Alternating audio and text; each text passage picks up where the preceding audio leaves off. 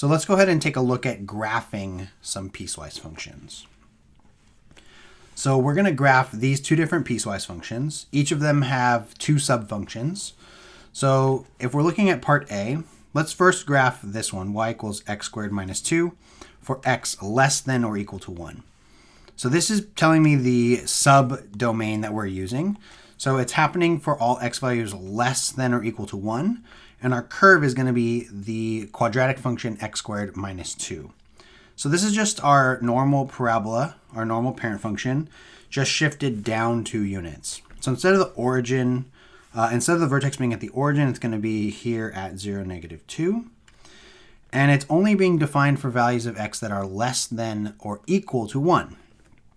So when x is 1, it would be here at negative 1 because it was shifted down 2 units.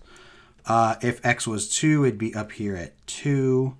If x was 3, it'd be up here at 7. And then with symmetry, we would get these other points here, like this. Now, all of the values to the right of x equaling 1 are not going to actually be on the definition of this curve because it's only being defined for values of x less than or equal to 1. So it's only going to be this portion here, so that portion there, and then up until 1. Now at 1, we have a closed point here because it's equal to 1. So it will be a closed point there. And then this will go on forever like this. So the next portion of our graph is this linear equation, 2x minus 1 for x values greater than 1. Now, when x equals 1, the graph of 2x minus 1 doesn't actually exist, but it can be anything up until 1. So we still draw our graph up to 1, but the way that we signify that it doesn't equal 1 is at whatever the value is when x is 1, if it was defined there, we put an open point there. So what would the value of this curve be if x was 1? So 2 times 1 minus 1, that's 2, minus 1 is 1. So we would have a point here at 1, 1, but it's not actually defined there, so we're going to put an open circle. But then we can draw the rest of our curve by just using the slope.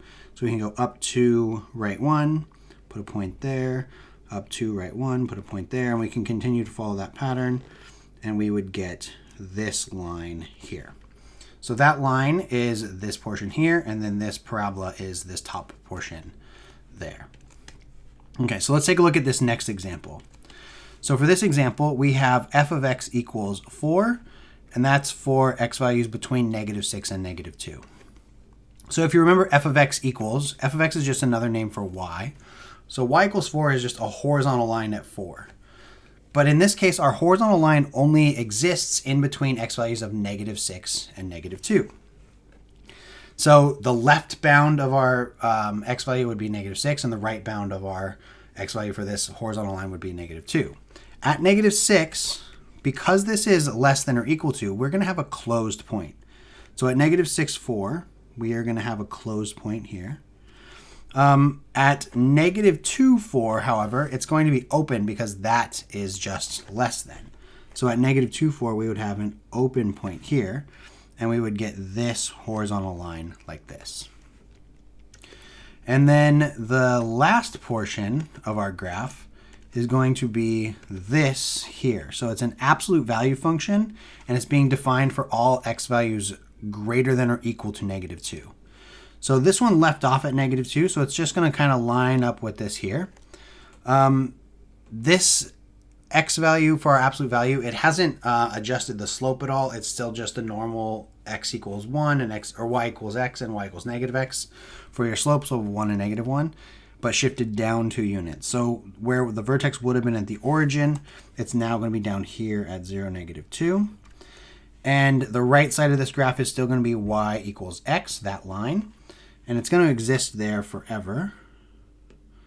So it's going to go like this. So that's going on forever that way. And then the other portion of our graph goes from here. Oh, let's see. This should shift over a little bit like this. It's going to look like this. And then at negative 2, if I plug negative 2 in, that's being 2 minus 2 is 0. And it's going to be closed because this is a greater than or equal to. So it's closed point there. And that would be the graph of this piecewise function.